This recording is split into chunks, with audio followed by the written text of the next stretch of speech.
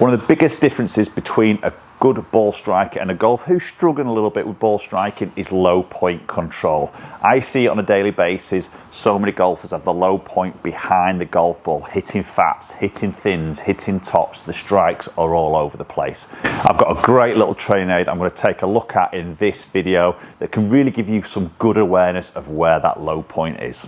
And this is it. It's called the Strike Wedge, a very simple little wedge that we can place on the ground to help understand and control and train exactly where that low point in the golf swing is. If you can master that low point control, you are going to strike the ball so much better. The benefits from good ball striking, obviously extra distance, straighter shots, a better distance control, especially with those irons when you're hitting those approach shots into the greens. So in this video, I'm going to run through all the different ways you can use the Strike Wedge, whether it's angle of attack and also other help in the golf swing path, for instance, and actually striking from heel to toe. You can also use this. So I'm going to run through all the different ways we can use this to really help your golf swing. So the Strike Wedge comes in like a little case, hard case like this, which is quite small. That could easily just slip into your golf bag. So wherever you are, whether you're on the range or out on the practice ground or even out on the golf course, you can just pop this out and pop it down and really work on your low point control. So unclip that, and inside we have the Strike Wedge, which is the plate that we can see, and then two little attachments that can position on either side of the wedge. So whether we're working on path, angle of attack, or even sort of swing direction a little bit, all those sort of things, then we can attach a calling, which again we're going to run through. One of those attachments has a little measuring guide, so you can actually measure how far behind your golf ball you're going to put this to work on the low point, whether you're pitching, chipping, hitting the low spinner in, your mid irons, your longer irons, and I'm even going to talk a little bit about how you can use this with your driver as well. Let's start off with the low point control with an iron, and this is probably where 80 to 90% of golfers are going to use the Strike Wedge to really help move that low point past the golf ball. So what we're going to do is we're going to position this a few inches behind the golf ball. And I'm going to reference this all around a 7-iron at the moment, but we are going to hit some shots with like a wedge as well, do a little bit of pitching. So I'm going to position the Strike Wedge here, probably about 6 inches or so to start off with behind the golf ball. Now for me, the beauty with something like the Strike Wedge is it's very visual, you know, so when you see that behind that golf ball, it really does encourage you to move away from it. So that's going to help you with weight transfer. Probably one of the biggest things that is a culprit of hitting behind the golf ball is golfers just do not transfer their weight early enough in the downswing to then control where that low point is in the swing. So when you see something very visual like that, it's definitely something where you want to sort of gravitate and move away from, and that's going to get you shifting across and as I say, moving that low point. So 6 inches is quite a lot. So if you do really struggle with fats or low point being behind the golf ball, give yourself a bit of room to start with while you just get used to the aid. Hit some shots from this position. If we have a look at TrackMan there on that particular shot I hit, again, this is a 7-iron. You see my attack angle is minus 4.4, and then you can see that created me a low point distance of 3.8 inches, A for after impact. That's the important bit. We want that letter A in there when you're using a sort of TrackMan. If you've got a letter B, which means before impact, obviously that's where we're going to see some fats and heavy shots. So if you feel you would benefit from the Strike Wedge, then I've got a discount code for you that will get you 15% off. Just type in Michael Newton 15. All the links are in the description underneath this video and you can get 15% discount. So measuring gauge out again, and I've just moved this now 3 inches behind the golf ball. So closer now, very visual, very aware that it's a lot closer. So I want to make sure two things in the golf swing here. In the backswing, I don't move too far to my trail side, so swaying off the golf ball, don't want to do that. If I do that, I'm probably going to make contact with the Strike Wedge as I take the club away. So it's going to help with that as well, if you're a little bit of a swayer off the golf ball. But then again, more importantly, it's going to allow me to get into my lead side earlier to move away from that Strike Wedge.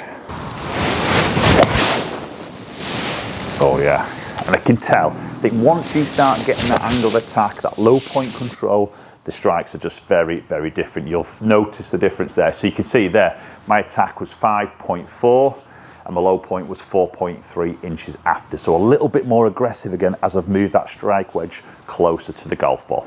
So we're going to move to do some pitching in a minute, but I just want to jump into the driver. Again, it's another big problem area for a lot of golfers. Again, there's another way we can use the strike wedge to get some feedback of the angle of attack we're trying to get with the driver. So what we're going to do with the strike wedge now is place it on the target side, so past the golf ball. Okay, again, maybe let's go out sort of 6 inches or so. You can use your measuring tool if you need to get a little bit more precise. And obviously the idea here now is as we strike the golf ball, which is obviously going to be on the tee with the driver, the club's going to sort of start to rise up and obviously move away from the strike wedge as you come through that impact area. That's going to allow us to hit a little bit more of an upward blow with the driver. Let's give this one a go. That's a nice shot. Okay, and then we look at those numbers on TrackMan now, totally different set of numbers as it should be for a driver. So you can see attack angle positive 3.4, so that means I've hit that odds. The club's traveling upwards, which is what we want to try and create ideally. And you can see that creates a low point distance of 4.0 inches, B for behind the golf ball. So important with the driver. So the strike wedge is really good for allowing you to work on your driver if that's an area of game that you're struggling with. Okay, so let's move on to some shorter shots now. Pitching around the sort of greens or into the greens. Again, so many golfers will struggle with distance control. When we get into these awkward distances, do we need to fly the ball nice and high and try and stop it? Can we hit one in a little bit lower and sort of release it up the green? Lots of different options that we sort of really want to try and achieve when we're out on that golf course. Again, another great way we can use the strike wedge. So I've got a 56 degree sand iron in my hands. I'm going to hit some sort of like 30, 40 yard sort of pitches. And I want to hit like a little, sort of like a low, little spinny sort of shot in here. So what I'm going to do is place a strike wedge now pretty close to the back of the golf ball. And again, I'm going to get a little measuring tool here, and I'm going to place this literally 2 inches behind the golf ball. So it's pretty close here.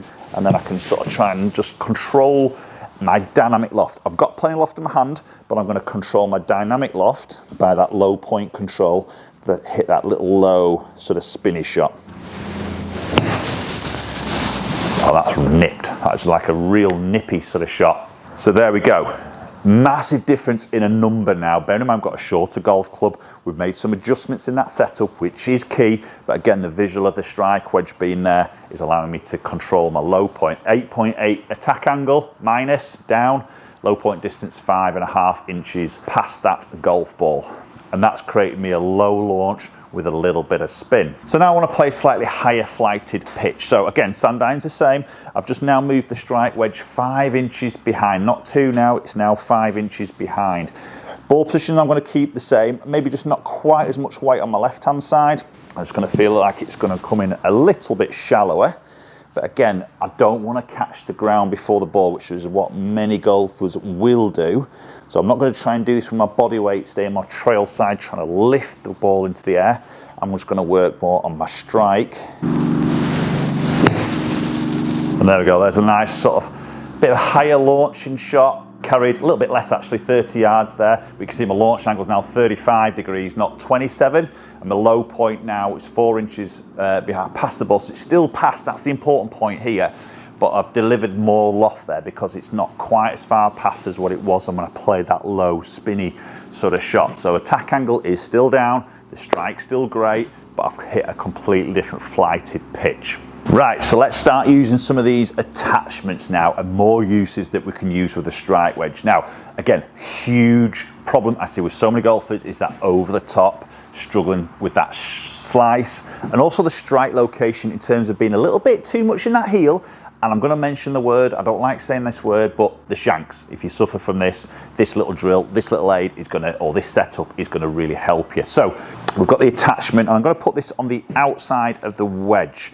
And it just clips into that little hole like so. And again, I'm going to place this behind the golf ball. Again, you can choose how far back you want to put the wedge. But now I've got this wall that is obviously on the outside. So this is really going to help me to encourage my club delivery to be down onto the golf ball, but more from the inside. Because if I come from the outside, I'm just going to strike that wall. So let's hit this one. So this wants to be a little bit more from the inside. So the last thing I want to do here is get over like there, because I'm going to make contact with that wall. Oh, that's the best one of it. That's arrowed straight. So straight away there, got instant feedback. My path is good. my low point is good, my strike was great, and that's just arrow straight. I think really when you look at this aid, it's so simple, isn't it? But so effective. And I think this will be useful for any level of golfer. Even your good players who are good ball strikers, I think can just keep on and working on their low point control and different pitches and all those sort of things there. I think it can definitely benefit any level of golfer. Okay, so you might be a golfer that suffers from getting underneath the plane a little bit too much, attacking it too much from the inside. So all we do here is just detach that attachment and put it onto the inside now of the strike wedge. And you're probably going to have to position this a little bit on the inside of that point, because obviously you've got your angle of the shaft, but it gives you a really good sensation. Now if you get under plane here, again you're going to make contact with that wall. So this time now we want to make sure we get this club and the hands a little bit more back out in front of us a little bit earlier to miss that, and then you can work it a little bit more left in terms of that swing direction as a bit of a feeling. Oh, that's beautiful. There's a slightly higher ball flight, there's a little baby fade, and again my contact was absolutely perfect. And what else could we use this for? I mean, I would also be potentially using this under the feet.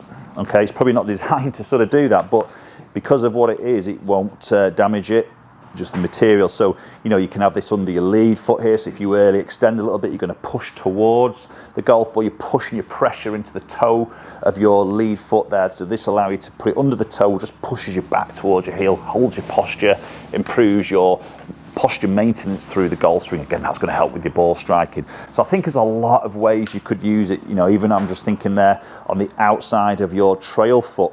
Okay, so if you're a little bit of a swayer off the golf ball early in that backswing, just wedging that underneath the outside of your trail foot just stops you from pushing away, keeps you a little bit more centered, and then you can move off that into that follow through position. Again, that's going to help with your low point control, isn't it?